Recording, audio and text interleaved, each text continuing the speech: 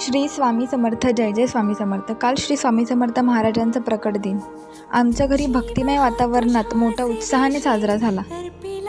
स्वामींना सुगंधी हार आणि फुले अर्पण केली. स्वामींचे ते रूप काल इतके लोभस आणि प्रसन्न दिसत होतं की बघताच मन शांत झालं.